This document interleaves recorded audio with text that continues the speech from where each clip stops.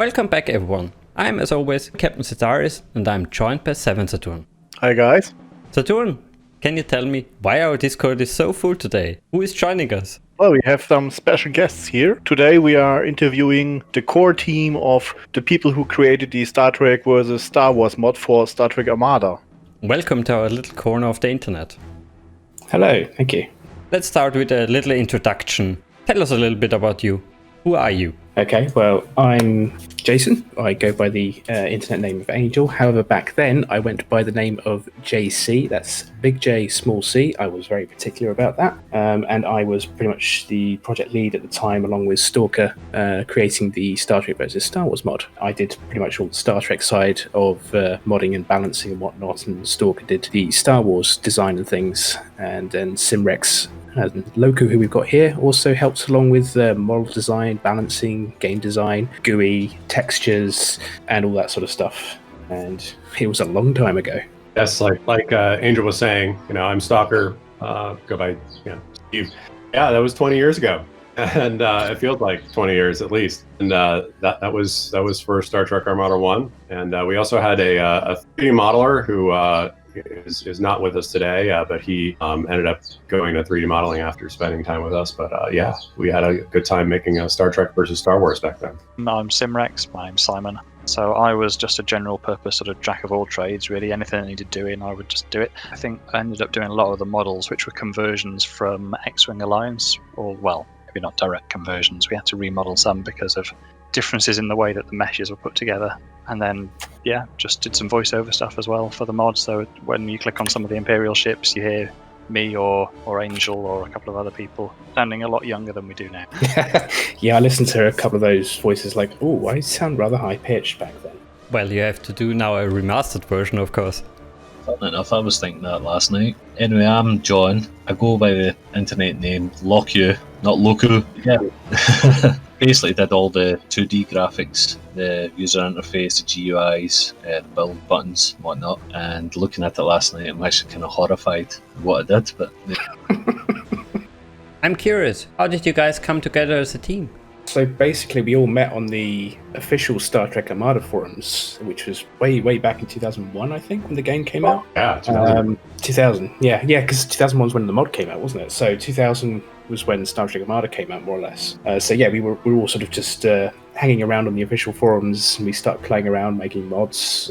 I made my own little ship mod at the time. I don't actually know when we decided to do Star Trek vs. Star Wars, but I just thought it'd be a good idea at some point. And then Stalker came along and said, hey, I know loads about Star Wars. Would you like some help? I was like, yeah, sure, go for it. But we know way more than I do. And yeah, I think we just all sort of started collaborating along the way. I honestly don't remember the details of how we got to the point as a team, but that's how we originally started off. I don't know if anyone else wants to pipe in there. I think you guys were all established before I joined. I seem to remember seeing you posting about it on the APOC forums. I think I messaged you saying I could do the GUI graphics. I remember how big a deal it was having Loccu join us, because at the time, either Angel or I, we were great at scripting, we were great at designing and understanding how this should play, but actually being able to do 3D modeling, do texturing, do GUI stuff, that was outside sort of our core competencies.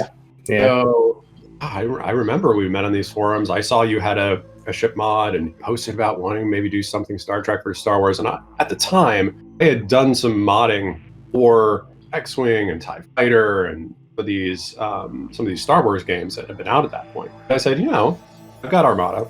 Seems like fun. Let's do a thing. At the time I was like, I don't know how I feel about being your Star Trek and my Star Wars.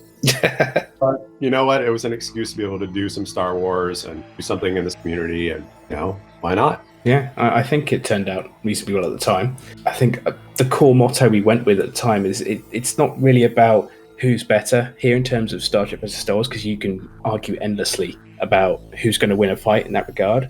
The ultimate motto here was balance over realism. Each side had to be relatively balanced against the other, so any side could beat the other, because that's what makes fun gameplay at the end of the day. Yeah, exactly. You won't have a lot of players playing your mod if they get the feeling that, choosing this one faction and you're always winning or something like that. I believe this is really a basic understanding of any game or any mod, and of course you did well with that. I think so. There's probably things we could have done better at the time, but I think it came up pretty well. We had lots. Well, I certainly had a few multiplayer games at the time. Did you also have modding experience before that? Some of you are here had, but all of you? No. For me, it's just a case of looking through these ship files, which have the extension .odf, but basically just text files with some bits of code and scripting in them, and just sort of playing around and seeing what effect they had, and keep going with that. And I don't know about the others. I know SimRex, you have some. If you did modelling before or anything along that lines? No, I mean this was my first game that I modded. I hadn't done any 3D modelling until the Storm 3D tool for Armada came out, which was a little utility they released that let you move the vertices around on the stock models that came in the game. So there were a lot of what people call them stretch SODs, because SOD is the 3D file format, where particularly the Nebula class that was in the game, which looked nothing like the Nebula class from the TV show, got pulled in all sorts of different directions to look like an Excelsior class or a Miranda class. That was my first sort of experience of 3D modeling at all, really. No prior modding experience. Did you have any sort of tutorial at your disposal? Because back then I also tried doing modding, and especially the 3D part was something I never got around to. I knew about the tools and gave it a shot, and well, I wasn't really successful with that, and it was just too big of a task. How did you get into this?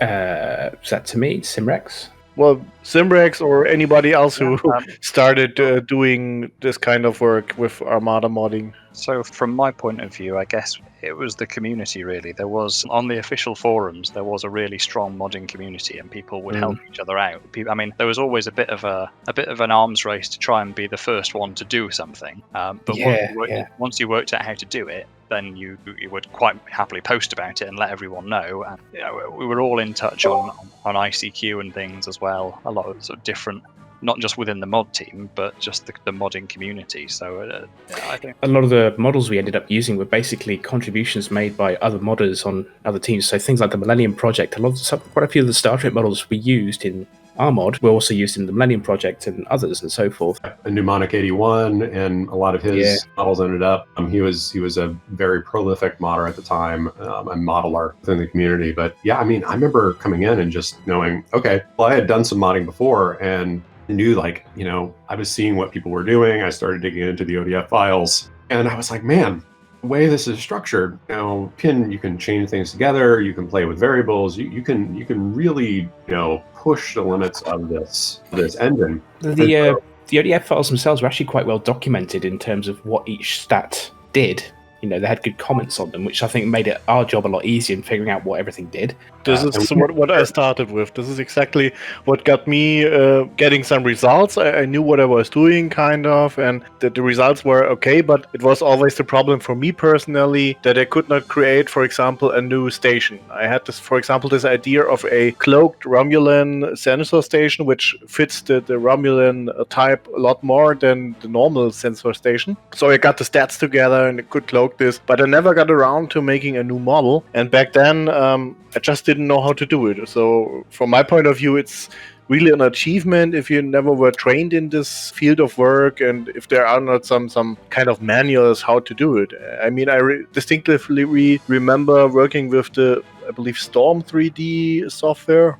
Not sure how it's called, and I really got nowhere actually. And from what you describe, it feels really cool. I mean, kind of a competition, of course, but still in a friendly way, where you help out people and try to prove on each other's work.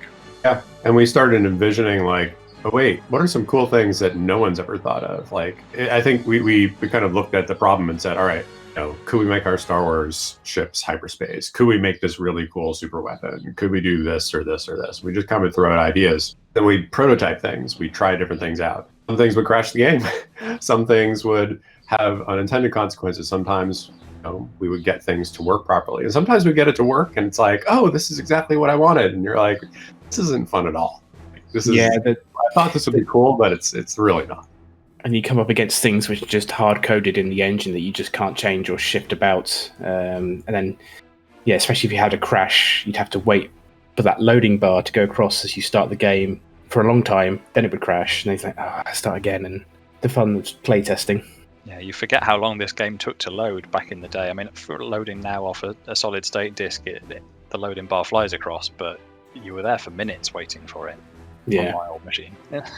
Yeah, and especially considering that the engine itself is still, I believe, a little bit slow when it comes to inputs, and when you have more than usual graphics. I'm sure you already know that you can zoom out the game a lot more than the creators officially intended, and you can see rather early then that the engine is really pushing the computer, because if you do this today, let's for example take looking at the entire map, you can do this, but even a modern computer is really sweating at this. And those were the obstacles of the engine itself, I believe, which was okay, it did its job, but it wasn't very efficient, I believe. Yeah, that's very true. And we found that out. I remember particular during playtesting when these Karak cruisers on the Star Wars side, and I've been balancing everything via spreadsheet and initially, and then going in and tweaking things as necessary. I didn't realize that Karak cruisers were like this sweet spot of like really, really inexpensive, but really, really actually pretty powerful little ships, like pretty strong. And I just put a build out there, and we were playtesting it with our playtesting group, and someone was like, "Yeah, I ended up with like 100 of these." And I just ran across the map and destroyed everyone. I was like, "Huh, that's could be possible." But I was amazed that the engine could like actually render that much. And yeah, it would slow down. It would slow down when you had You mentioned you did testing, of course. You had to test your own mod. And did you do this via the internet and via modem, or did you do this via DSL? I was on a 56k modem at the time, but I remember this in particular because once the mod was released, in particular, I did do multiplayer games with several of the community, and at the time, the ISP I was with had a 2-hour cutoff point, so I would get automatically disconnected after 2 hours, and I had to reconnect. So I would have to finish a game within 2 hours, and quite a few times that it couldn't do that. So I remember having cable internet at the time, but we were on the SGN forums. We were mostly did this via forums. We did this via ICQ. We did this via the messaging apps at the time. Yeah, ICQ and Messenger, I think, were the primary ones we used. Yeah, but this is funny because this is one of the first times, I think maybe the first time that I've ever heard any of these guys' voices, because we didn't have access to easy voice chat. And I think the only time we heard our voices was when we did the voiceovers, and they're not very good quality either. So, what would you say? How difficult and time-consuming was this project? Well, I seem to remember it took us 14 months from starting it to releasing it, basically. And unfortunately, when we released it, we were basically ready to release the game, the mod, when the September 11th attacks happened. And so we decided to delay the release a few days, obviously until sort of the news cycle died down a little bit. And then we sort of released the mod with a thing in the README, sort of dedicating it to the victims of that attack. But I remember that very clearly. Yeah, I remember I was actually working on testing the mod and doing some work on it. And, I was in college at the time, and my dad was like, "Hey, turn on the TV." And I did. And I turned around and we had watched. I got off the computer and we were watching when the attacks were happening. It was a really profound moment, and this mod was a lot of work, and it was kind of a labor of love for all of us. And I remember there were a couple of times when I kind of burned out. I needed to take like a brief break because I was just so dedicating so much of my time to this. I was sitting in class thinking about okay, how can we make this better? How can we balance this a little bit differently? How can I take, and optimize sort of the rendering of these lasers so that way we can, feel like we're doing these Star Wars battles, even though these ships are limited to like 10 weapons. We had like some severe limitation in the engine to how many weapons something could have.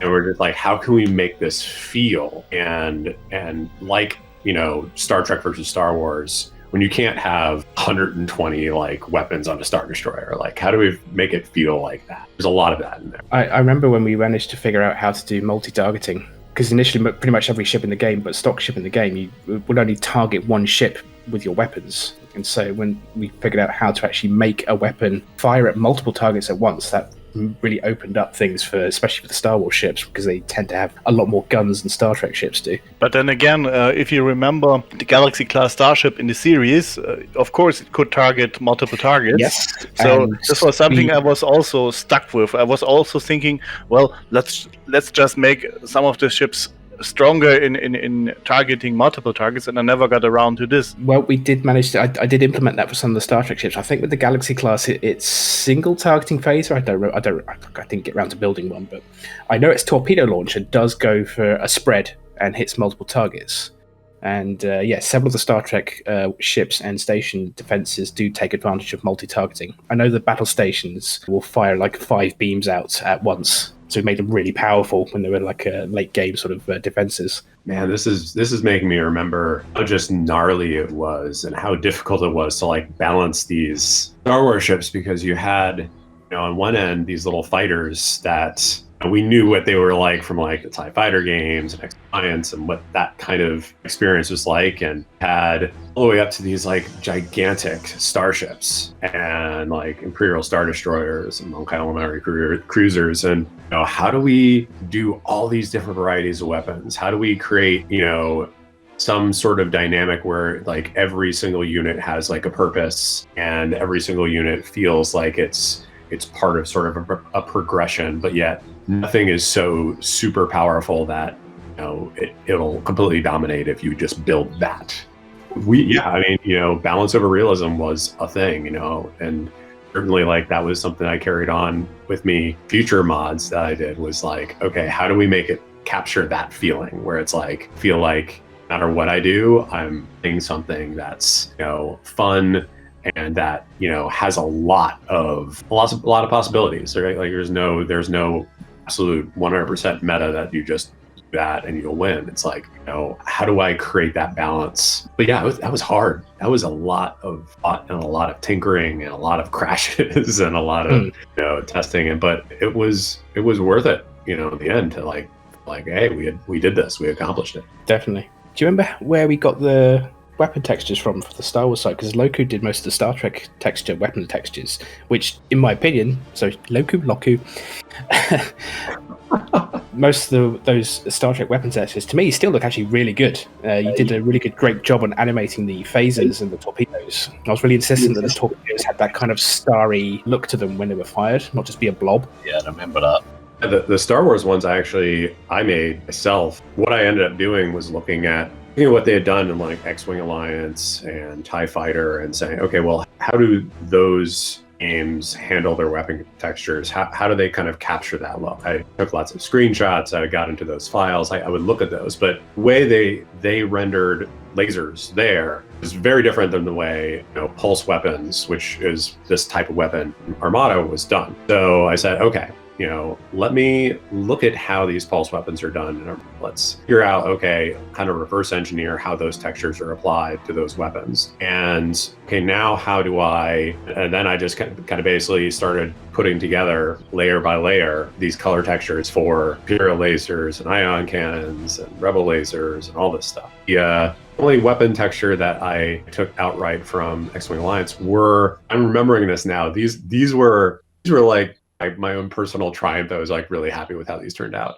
The concussion missiles and the proton torpedoes. I was just going to ask about those because they look. Well, aren't they actually models? So they are. Or they're just textures. The 3D models with textures. But what's funny about them is like they just like little wriggly things. I don't remember exactly how I had coded them, but it used like object that was sort of like, I think it was like a mine. I think it was like, a magnetic mine or something, because that was the closest thing we could get to. Yeah, I think the stock Defiant in Armada, basically its special ability was to launch mines or something. Yeah. The Bird of Prey and the Defiant class, they both had mines. Yeah. And regular proton torpedoes and missile weapons in the game were just sprites. It was like, sprites aren't going to work because they aren't like point weapons like they are proton torpedoes. Like they actually have to home in. How do I accomplish this? Like I'm not going to accept anything except for this, as it is in X-Wing Alliance or as it is in TIE Fighter. Like I was very, very focused. I was really surprised to see like the mines worked, and they worked really pretty darn well. There's some weird graphical artifacts, but honestly, it was like, okay, it's good enough. I can use this template for all my missile weapons for Star Wars here. Well, one thing I find interesting is the whole Star Wars versus Star Trek thing itself. You already said you don't have a particular reason why you chose it, but what I'm more interested in is how was it received? As you already pointed out, there are always some hardcore Star Wars fans and some hardcore Star Trek fans who would really feel insulted if you were saying anything about their shows. And how was it with the people who saw your work? I think at the time it was fine. It was one of the most popular mods at the time, along with the Millennium Project and a couple of others. We got as far as having the mod featured. Like there was this whole page on the US version of PC Gamer magazine, and I think it was even included on a demo disc when that was a thing back then. But yeah, as far as I remember, it was really well received. There wasn't any backlash or negative feedback beyond any sort of minor gameplay complaints or issues like that. So no, it was, people loved it. I think people were just really eager to play it, constantly asking when's the release date. Yeah, I think at the time also no one had ever seen anything quite like this. I mean, you debated it, but this is maybe like the first time you could actually play it. Yeah, this had never really been done, I think, up to that point in any sort of game or mod where you could do both Star Trek and Star Wars and play that out. I mean, there are websites that would write paragraphs of imagining what it might be like. There was a Star Wars technical commentaries. There was all these other sites who were like, what happened? Yeah, in fact, that's triggered a memory actually, because I remember in college reading a Star Trek versus Star Wars story before I started modding, and I think that's probably where the idea for me came from to actually do that in a game. Once I figured out how to mod it, it's like I would love to see that in a game. And they're just these are two of my favorite sci-fi franchises at the time, so... I mean, like I said earlier, I didn't really care as much for the Star Trek side. This was like more of a vehicle like, oh, I can build the Star Wars stuff. Awesome, I'm there. Just like, oh, I guess I'm okay with you doing the Star Trek, and we'll figure it out. We'll make it work. But yeah, once I get to do my Star Wars stuff, I'm good. I think it went well. We concentrated on our specialties, because you knew way more about Star Wars than I did, and I knew way more about Star Trek. So we built our respective sides, and then we just kind of meshed it together and balanced it as we went along. Yeah, and even going out of that, I ended up having my cake and eating it too. After Armada 2 came out, ended up building, we tinkered around with maybe doing an Armada 2 version of the mod. We kind of maybe built some prototypes, and I don't know about you, but I was kind of good at that point. I was like, okay, I want to do this again. Yeah, we started actively working on Star Trek versus Star Wars 2. I mean, because it allowed 6 factions instead of 4, I started adding the Romulans, and you wanted to do the Sang Vong. But then, of course, life comes along, takes us away from what we were doing, and it sort of fell by the wayside. I know we got a demo out, but we never completed the mod itself. Whereas we also started trying to do other projects. We wanted to do a Star Trek versus Star Wars for Bridge Commander, Star Trek Bridge Commander. SimRex and I were working on that, SimRex mostly, in fact, because he understood how to sort of mess with the engine much better than I did. I even remember me coming over to your house once and staying for a couple of days so you could try and teach me. Yeah, we had a couple of exchanges. I think I came down to you once as well and met Wally. Oh, my parrot. I had a parrot at the time called Wally. Bless him. He did not like my ponytail. I remember around that time when we kind of like, after we released that demo and really kind of life was taking us places, I ended up taking Star Trek stuff and kind of continuing on. I ended up releasing a mod called Star Wars Fleet Command for Armada 2, which is just like, okay, just double down on this Star Trek thing or Star Wars thing. I had units hyperspacing in, I had all this other stuff. Like I was just going to town, craziness. The hyperspace, how we came up with the hyperspace in Armada 1, I think that was one of the things that maybe slightly unbalanced it on the Star Wars side. Because the way the hyperspace works is basically just using the Borg transwarp ability. That only works once you've discovered the Fog of War. So once you've discovered a part of the map, you can basically just teleport there. And we basically reasoned that Star Wars hyperspace is actually much faster than Star Trek's warp drive. So it would make sense that this would be a tactical advantage for the Star Wars side. So we basically just used this ability that the Star Wars units could just basically instantly teleport themselves across the map once they'd discovered it. So that you could actually bypass lines of defense doing that. So it became kind of important in multiplayer games to try and stop Star Wars units from discovering parts of the map, so you could sort of kind of block off their attempts to hyperspace towards you. Yeah, I mean, the Star Wars units were just slow and normal. Oh yeah, we made them deliberately slower. The Star Trek ships were a lot more maneuverable, but the Star Wars, especially the capital ships, were just slow, lumbering beasts when they're not turning around awkwardly like fighters or anything. But I would see people do a strategy where they would like a defensive line and just stay behind it and just build and build and build and build. Then Yeah, that's what I did. Because I actually frequently liked playing the Klingons when I did the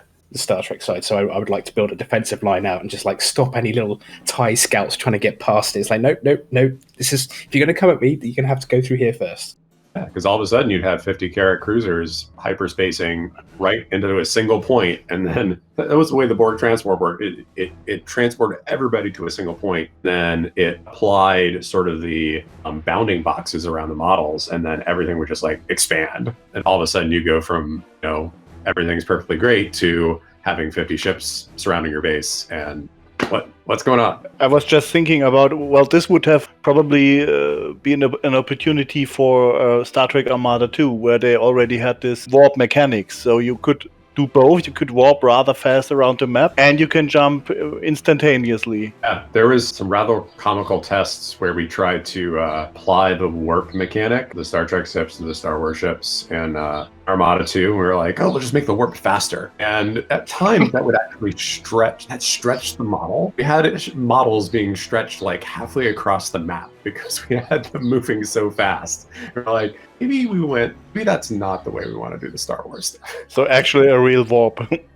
Did we try to get the interdictor effect to work at all? He did. Armada 2, because Armada 1 it wouldn't work because obviously the way it was designed, but Armada 2...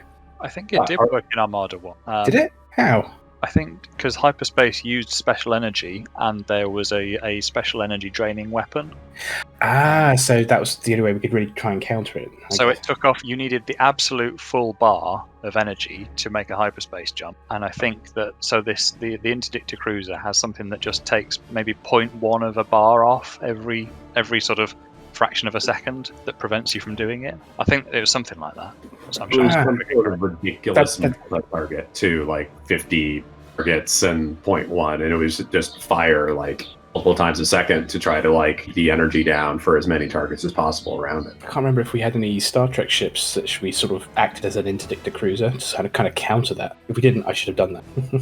Although it doesn't actually stop an initial jump, does it? You'd have to actually be within range of the ships to stop them jumping. Yeah, I mean, there was a little bit of square peg, round hole kind of work that we had to do because, I mean, we were playing with a game that was designed for Star Trek, and we were trying to be like, let's do some Star Wars in here, and let's try to do this thing that the game designers are like, why would you ever want to do this in a Star Trek game? We kind of had to force some things in, include some things in, but it worked. I look back and I'm like, oh, that maybe not as refined as, maybe it could have been, but it worked at the time, and it was an experience. Yeah, looking at it now, when I played it yesterday, I mean, it's in some ways it just hasn't aged all that well. I mean, I look at the color choices on the menu screen, I'm thinking, what were we thinking? That horrible dark blue and the black text, that's like, no, that doesn't really work. There's obviously pathfinding issues, particularly with the larger ships. They can get sort of stuck between structures because there's no real Z-plane for them to go up and down properly. This was a classic Armada 1 problem there. This was also a problem with the vanilla game. I don't know how often I was pissed off a little bit because you have a squad of 8 units, you send them somewhere, and one of those is stuck on a moon somehow. Don't know how it happens, but simply didn't get around the Dilithium moon. Yeah, I think another big frustration, particularly when I played it, was the limit of selecting 8 ships at a time. I mean, I'm guessing this engine must be based off the StarCraft engine at the time.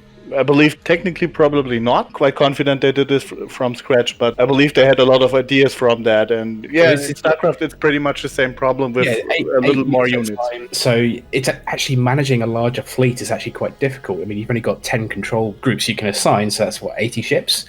Yeah, and this was especially difficult with our conception of Star Wars fighters, because you have Imperial Star Destroyer that's supposed to be able to limit out entire wing, like whole squadrons or something crazy. And we're like, how are we going to do that and have it be cool, also fun and not dumb and not hard to use? And I mean, tried things like, spawning units. We tried all sorts of things, and I think, remember correctly, I think we ended up just allowing people to build the individual fighters. Yeah, because there was no real carrier mechanic in Star Trek Armada, so because obviously Star Trek doesn't really use fighter craft in the same way Star Wars does. It's all more about capital ship combat. Yeah, and so we would have the AI. The AI was particularly tough to balance because it's like, how do we make it build fighters, but not, and build capital ships and sort of use them in a convincing way. You would have certain AI that we were testing would build just like fighter after fighter after fighter, and you'd see this stream of fighters just coming down from their base toward your base. And be like, okay. It's the equivalent of the Command and Conquer troop rush. Yeah. So listening to you guys, I think the biggest problem for you was balancing. Along with the technical limitations and issues we had to deal with. Yeah, I think so. Yeah, and I think balancing the initial balancing was pretty straightforward. We, like I said, I'd written a lot of algorithms for the Star Wars side and did a lot of math on that side to kind of make it all fit and make it all make sense in context with each other on the Star Wars side. And I had Angel had a particular unit that was sort of like an anchor unit. I don't remember what it was, but it was sort of like a basis point that he used for balancing and then I used for balancing against Star Trek. So that way we weren't having to like balance every single unit against every other single unit. Sort of like, okay, here's the baseline, then we're going to do all our balancing based off of that. So I did all my balancing. Yeah, I think it was like the Galaxy class versus a Star Destroyer, basically. Yeah, I did all my balancing completely independently from you because I had enough work to do. I don't want to think about what you were doing. So we kind of were operating independently, and we were kind of like, okay, here's the latest Star Trek, here's the latest Star Wars stuff. And we were. I think the Star Wars ships are tankier and with more weapons, but the weapons are actually weaker because you have more of them. And obviously the ships are slow, whereas the Star Trek ships were quicker. Their weapons were more powerful, but they had less of them. And they had more sort of fantastic technical capabilities, like the time-stopping thing the Federation has, which I had to balance several times because it gets overpowered in the late game when you can just build tons of the things. Yeah, the Star Wars ships had insane amounts of... It really didn't have armor, but they had tons of hull and also... I seem to remember the way the hull hit points work on this game it's not like a definitive, you have 1,000 hit points, you have to go through those 1,000 hit points to beat it. You have to give hit points to each subsystem. But there reaches a critical point where once you've got no crew left, the ship either explodes or just becomes derelict. And you could never quite get it to just be a super tanky hull ship. Yeah, and Star Wars ships had thousands of crew in some cases, which was way, way beyond what the normal game had. In the base game, I mean, you actually had to there's a whole crew recruitment mechanic, and you gained crew over time, and crew is a resource that you had to spend when you're building. And that just didn't make sense when you had tens of thousands of crew. So if I remember correctly, we actually kind of removed that mechanic largely sort of a play area just because it didn't make sense when we had to do these Star Wars. It's still present, but I don't think it's particularly relevant. I mean, I know you got the mechanic to beam crew over to derelict ships to capture them and whatnot, but as far as when I played the game yesterday, it's like I didn't even really care or notice about the crew because here's my ships, go into battle, pew pew, boom. I didn't really think about anything else other than that. As far as a resource limitation goes, that was all it was. You had to get your crew level up to buy more ships, but you can set it to 99,000 and not worry about it. It would just be dilithium you had to get. Let's go to our next point. What was your favorite part of the mod?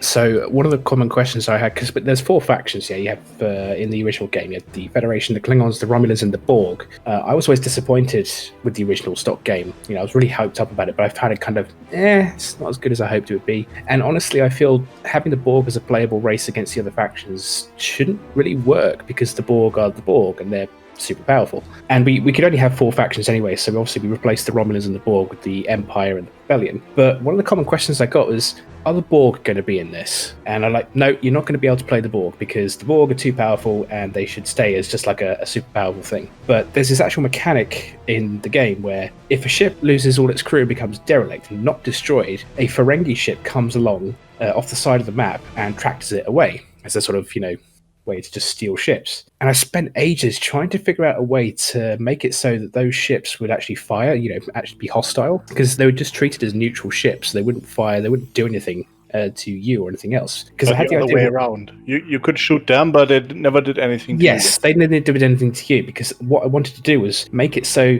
if that happened, a Borg cube would come along and take the ship instead. And eventually I got that to work, and I just made the cube stupidly powerful. And so, you could be playing a game happily along, and if you have this mechanic on and a ship comes on, suddenly a Borg cube just comes trundling straight through your base and wrecking everything. What about the other guys? What was your favorite part? My favorite part was being able to have these awesome. I mean, I love the Star Destroyer. Star Destroyer is my favorite Star Wars ship. Guaranteed. And I just love being able to sail those in and spend so much time trying to get them not to act like Star Trek ships and to get them sailing in just like these trundling behemoths and just gradually laying waste to stuff in front of them. Like when you heard those Star Wars sounds and saw all these lasers and saw fighters shooting off missiles and lasers themselves and just felt like, oh man, did it. Like we created this really dynamic battlefield, and it just felt like we had taken all the dreams we had in our heads about what would be cool about Star Trek or Star Wars, actually made it something that we could live out those fantasies with. That was the best for me when we got to do those kind of.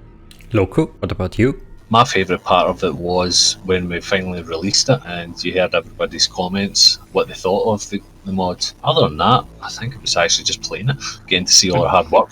Okay, then SimRex.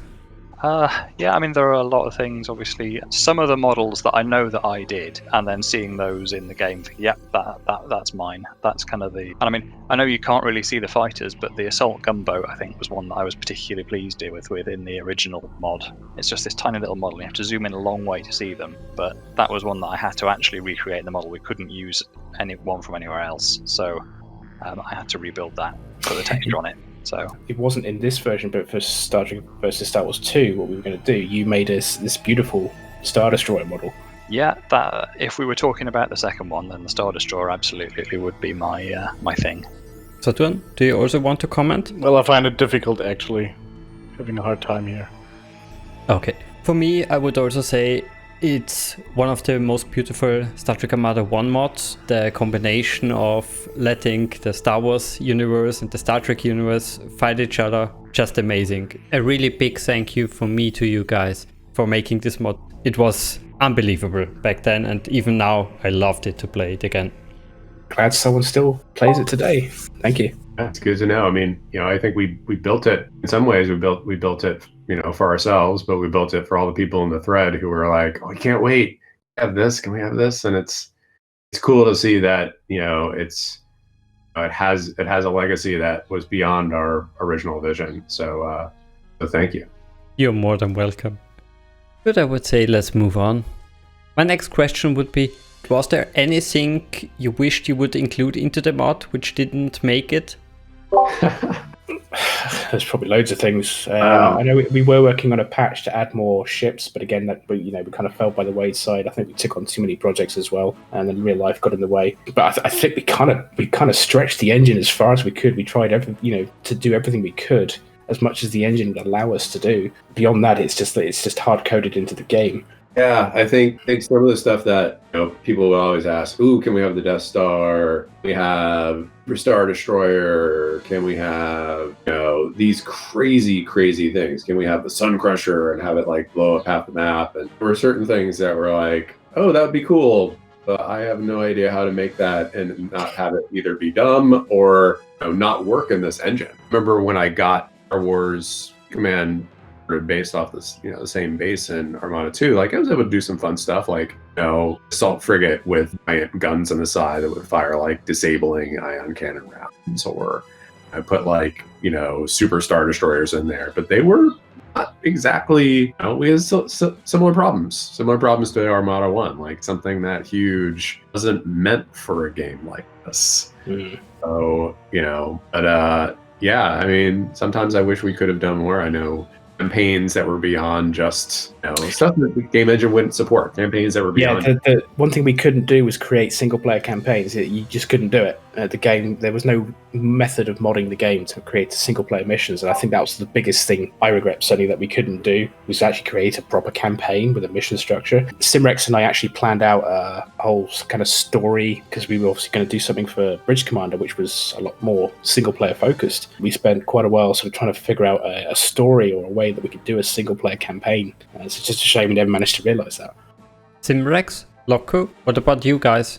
Yeah, I agree with the other guys, really. Obviously, we weren't able to do much on the single player side. It was always based around multiplayer or instant action skirmishes. And yeah, just the limitations of the engine, really, things that it just couldn't support. So you could never have the fighter swarm launching from the Star Destroyer or the Calamari Cruiser, or and things that in other Star Wars games, it's all about being the fighter launching from the cruiser. In X-Wing, every mission starts off with you taking off from the cruiser, but we just couldn't replicate that. So that was always a frustration, I think.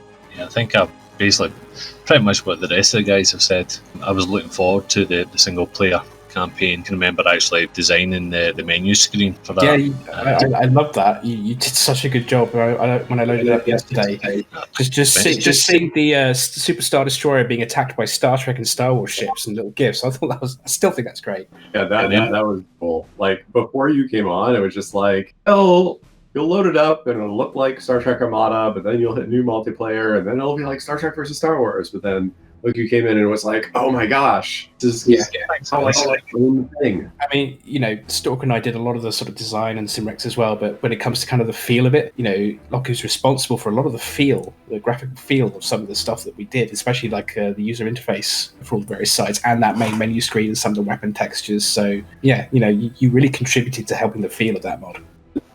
Listen here, guys. Thanks. I can remember though the title screen. That was a pain. See, trying to figure out what version of Bink video that they used. I can't remember if I actually emailed Activision, but whoever it was I emailed, they weren't exactly helpful. I had to go find out from the third parties. Yeah, game companies are never particularly helpful when it comes to modifying their game code. So before that became like modding became like a thing. Now, of course, like game developers are like working hand in hand with their modding communities. And back then, that was just not. Depending on the developer. Yeah, that's true. Well, continuing on this thought, imagine you were a little bit younger, had a little bit more time, and going to engines like Unity or something like that. What would you tell someone who might want to redo some of your efforts in a modern engine and redo Star Trek versus Star Wars and maybe overcome those obstacles? What would you tell them? Well, assuming that you didn't get hit with a cease and desist letter at some point, maintain balance. Balance is the most absolute important thing. You can't get bogged down with what people think it should be like. The Galaxy class would rip Star Destroyer to pieces or vice versa. No, you can't think like that. It has to be, you have to create a fun, balanced experience for the player. Otherwise, it's not going to be fun for a player who gets steamrolled by something who thinks that this is how it should be because, Star Wars is great or Star Trek is great. So yeah, balance. It's all about the balance. Get the balance right, you create a good gameplay dynamic, and players will enjoy that, I think. Yeah, I would say, to add to that, I think make something that you're going to enjoy. Make something that, there are going to be a lot of people in your community. The more you share, the more people will be around you, people asking for things that they want. This is your thing. Make the thing that you want to have. Take their ideas if they're good and apply them into your space. But make something fun for you. And I guess the second thing would be try not to boil the ocean. You don't have to build all of it in one night. Try something, prototype it. Try something else, prototype that. Bit by bit, build something and be satisfied with the pieces you've done and how they're coming together. It will take time. It takes a lot more time than you think it will, especially the first time you do it. I think the Millennium Falcon was the first Star Wars model we actually got in the game, and I just remember being so excited seeing it in there. It's like, oh my god, it's taking shape. Yeah, even if it were firing phasers, it's like, it's just like, oh my god, it's the Millennium Falcon, and it's flying against a Star Trek ship. It's like, oh my god, this is amazing. Take joy in the little things, like you're making something, accomplishing something, and don't let what anyone else thinks. Like if you're happy with it, like that's what matters. That's what I'm doing again anyway with TIE Fighter.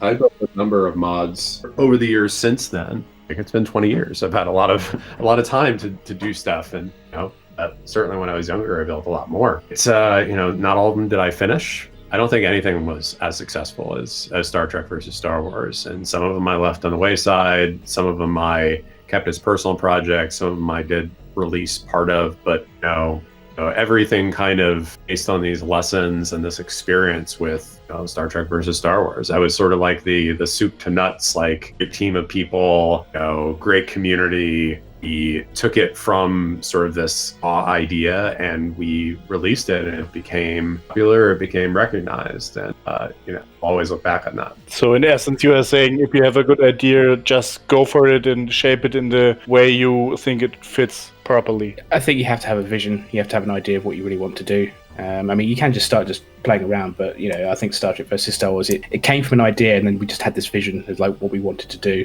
and we just went with it. Yeah, I think the vision is the key part. I remember back then, like for me, vision was saying like, what should this feel like? What should it be like when we're doing this? And when I hit that point, it was like, yes, that's it. That's what we wanted. I don't know if SimRex and Loccu have anything else to say on that. Just be prepared for it to be a lot of work, but it'll be worth it in the end. And there'll be frustrations along the way, but if you're able to complete it ultimately to your satisfaction, then it will be worth it looking back. Yeah, it has to be something that you enjoy doing. It must be something that you like by the end of it. There's absolutely no point in working on another. Okay guys, I would say we should move on. I really would like to know what you have been up to since the mod was released. Recently, I've been working on TIE Fighter, the old, X-Wing Alliance. Some people might be aware that the last 20 years, people have been upgrading the X-Wing Alliance engine with newer models and recently sort of new graphical effects. I came across a TIE Fighter conversion a few years ago and I started playing it, but it was kind of broken because X-Wing Alliance breaks the balance of what TIE Fighter, the 1994 game of TIE Fighter, did with its missions. And so I started thinking, well, what if we start changing some of that? And then I realized what the mod community had done with the X-Wing Alliance engine, including allowing for many, many more ships on the screen than the original game could allow. And I suddenly had this idea, what if we reimagined TIE Fighter? If TIE Fighter had come into a more modern era where it had the technical capabilities to have larger combat scenarios, what would it be? So right now what I'm doing is sort of that thing. I'm sort of reimagining all the sort of original TIE Fighter missions with a grander scale in mind, keeping the spirit of the original story and progression, but sort of, a what if, with having dozens of fighters on screens and several capital ships instead of just 32 ships, which was the limit at the time. So yes, that, and other than that, I do have a separate YouTube channel where I do Star Trek reviews lately, and if anyone's interested, I've done a utterly nerdy thing, and I recorded every single Picard maneuver, that's the shirt tug thing, in a complete compilation video. There's like 569 tugs all in one, so go check that out. Jay Warden Reviews. I find that funny. It really looks amazing. How long did you need for this project? That took 2 months. I mean, I basically speed watched all 7 seasons. So I didn't need to obviously listen to the dialogue or anything. I just sort of set it to a high speed and then just look out for tugs, basically. And I had to do that twice because I knew I would have missed some things. And there's actually a lot more in the first 2 seasons than I kind of realised, because you kind of just assume it's the 3rd season jacket onwards that they really do. And it's true, they do, but there's actually quite a few in the first 2 seasons as well. And I included a couple of bonus scenes from DS9 with the TNG uniform as well. But yeah, that's just kind of an idea. I thought, yeah, it'd be cool just to do that. And yeah, that took a long time, but it's out there now, and it seems to be well received by Trek fans. It really looked impressive. You did a good job there. Thank you. So, who wants to be next? I spent some time after that still doing modding and playing a lot of games. I got involved with some of the early days of like Counter-Strike when it was a mod, back when it was in beta. A lot of work, beta testing, a lot of different games and getting involved in with groups doing that. Did some mods here and there. Life got busy, especially as Angel's mentioned a couple times. It got busy, after around the Armada 2 time, and I released that Star Wars Fleet Command, which was just super everything Star Wars that, kind of expanded from Star Trek versus Star Wars. Released that for Armada 2. Did that for a while, kind of solo, basically. And you did freelancer as well, didn't you? We were trying to. Yeah. I was one of the first people to do freelancer. So Mnemonic 81 and I collaborated quite a bit. I actually did the first custom model in freelancer and started off a lot of modding communities over there, modded servers and things like that. I invested quite heavily in that. And at a certain point, life caught up, busy, and, recently successful music career and other careers since then, and, have been, and now project manage software development teams for a living. So in a way, I'm still doing echoes of what I did back in Star Trek versus Star Wars. It was an echo of what was to come. Yeah, today I was siding up my house and, building, a new porch. Just a different type of mod, a little bit more real life. I think for me, after working on the first mod and then partly of the second mod, I started doing some kind of freelance work for other mods. I can remember working on the Naval Armada mod for someone by the name of Westworld. I think I was almost finished doing one specific GUI for them, and then my hard drive crashed and I lost absolutely everything. So I think after that I took some time off of that, and then decided I was going to try and mod Command and Conquer Generals, do a Transformer themed one. Built one model and then that was it. Gave up, and then real life just took over. Right now I'm focused more on like working with woodworking things. So yeah, stepped away from the graphics work. So after Armada, I moved on and got very into the Bridge Commander modding scene as a scripter, mostly doing Python scripts. And then I was involved for a while with Star Trek Excalibur. I don't know if you guys are aware of that. It's a sort of fan game, sort of sequel to Bridge Commander that the guys are working on. I mean, I've not been involved with that now for nearly 10 years, having said I was involved in that. But yeah, life does take over, and I've not really made any mods since then. I am an analyst programmer in the real world for a financial services company. So again, I guess a bit like Stalker, the same kind of things just come up in the day job, really, of sort of data-driven applications and making things work, perhaps not the way they were originally intended to. I think that's just a natural way. I mean, if you are doing modding, then there are always two sides to this, like with normal game development itself. You have the artistic part where you imagine models, how should they look, should they interact, what's the gameplay. But then you have the technical side, and in order to successfully mod, I believe, you always need some drive to do this technical stuff. So I believe it's just natural that you would strive for something technical. So actually, from my point of view, it's not really surprising, and for me it's similar. I'm a software developer myself, and I believe it really helps to somehow want to do work in this world, to be motivated enough to continue working with that stuff and building on it, creating something with it. And if you're really lucky, you're also the artistic guy who can do both things himself, which I unfortunately never got around to. But I can really see there are kind of technical people who might not do exactly the same thing for a living, but something similar, a similar direction, I believe. So I think you just went through life school a little bit earlier. This is reminding me of something in Angel. I don't know if you remember this. I think this is a story that anyone outside of Angel and me know. I don't even know if it's a story worth telling, but remember the guy who wanted to get us connected with like LucasArts? Yes. SimRex, I was talking about this yesterday. Yeah, Raven Knight. And, you know, we were sort of discussing this yesterday, and looking back on it, because I was so hopeful that this guy was who he said he was, but looking back on it, I just kind of wonder if we were scammed or catfished, if you will, in a way. I never knew if he was legit or not.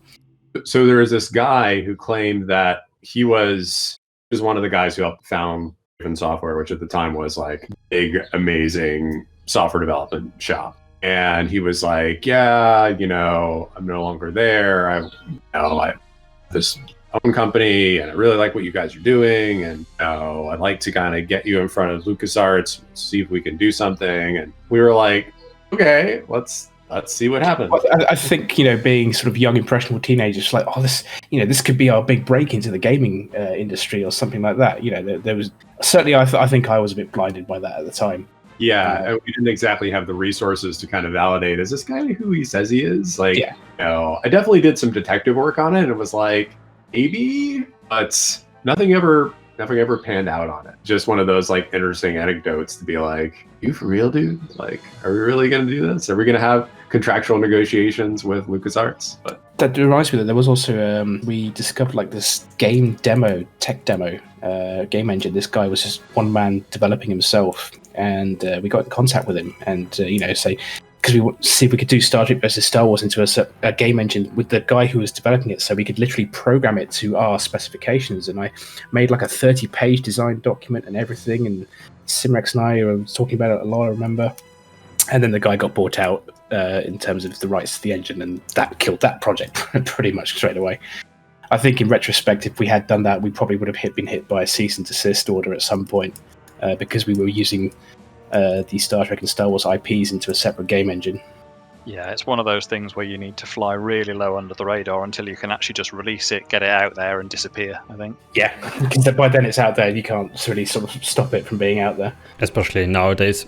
Yeah, and I worry about that because like the TIE Fighter thing, I released a trailer the other week, and one of the team members I'm working with is really paranoid about a cease and desist. And it's a risk, but I'm kind of hoping because the fact you will need to own both TIE Fighter and X-Wing Alliance, and that this is just a Star Wars mod within a Star Wars mod from the previous Star Wars game, and to own both games, you're still giving EA and Disney money. We should be all right. That's the hope. Also, I would say the Star Wars franchise is a little bit friendlier than the Star Trek franchise in these matters.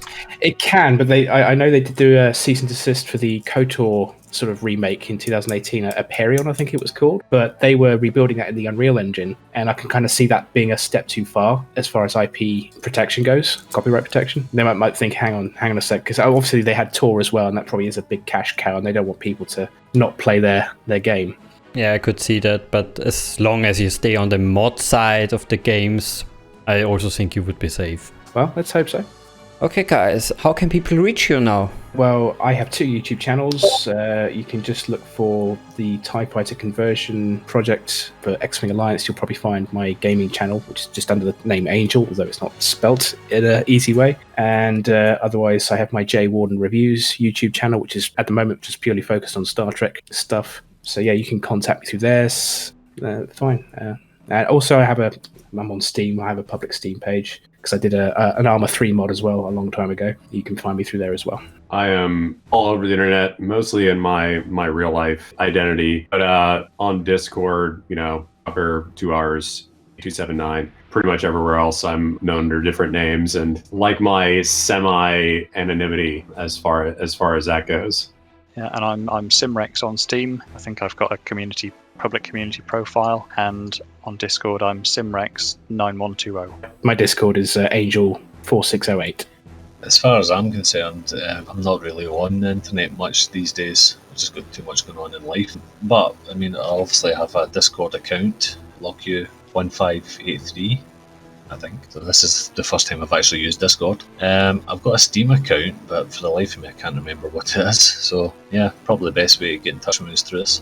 Well, that's perfectly fine, I would say. Thanks, everyone. No, thank you for the opportunity. It's been really good to sort of just chat about old times like this, and it's great to talk with my fellow old team members. Before we go to the finish line, I would just want to ask you something. This is basically the part of the video where we would like to ask you if you have anything else on mind, anything you would like to share with the community we didn't talk about. And I have one more particular, but please finish first. I can't think of anything off the top of my head. Anyone else? No, sorry, my mind is blank. Can't think of anything. I'll just make it a little bit more concrete here. If you had one wish free concerning Star Wars or Star Trek, what would it be? What, in terms of gaming or? Considering the movies, the TV shows, or gaming, but in the Star Wars and Star Trek franchise realm. Personally, for me, I really wish Alex Kurtzman wasn't in charge of Star Trek, but that's just my opinion. I share that. It's one of those things, plenty of people enjoy Discovery and Picard. I'm not really a big fan of Discovery. I thought Picard was okay, but I don't begrudge people liking it either way. I don't hate on people who like Discovery or anything like that. I'm just not a big fan of the direction it's taken. I am kind of hopeful that Strange New Worlds will be different, because I did actually quite enjoy Pike, Anson Mount as Pike. I thought he felt like a Starfleet captain to me. And they did say it's going to be more episodic, which I kind of want the balance DS9 had, with terms of episodic individual episodes with an overarching plot thing going on and character development. That balance is the perfect strike for me. Just want me some more Baby Yoda. Mandalorian's amazing. Maybe Mandalorian season 2 in like a week. That'd be my next wish. Like, I don't know how you feel about the Stalker, but as far as I'm concerned, the EU is still canon. I don't really think about the JJ films that much. Don't get me started with the moment they announced all the existing EU was now legacy. I was like, but I read all those books. That was man, I remember when before we even started modding it, I would go to the library on the street from my house. I would check out like Heir to the Empire. I would check out just thinking about the TIE Fighter mod, just doing the Heir to the Empire in TIE Fighter as a sort of sequel to TIE Fighter. All that was sort of written off, That, I mean, I like the new content that's in the new Star Wars universe, but I do miss some aspects of the EU, the old legacy EU. That was fun. I think I would probably. I'm going to leave Star Wars alone as being a bit contentious, and then I would probably say we're long overdue for some more good Star Trek games on PC. Yes. I think. I second that.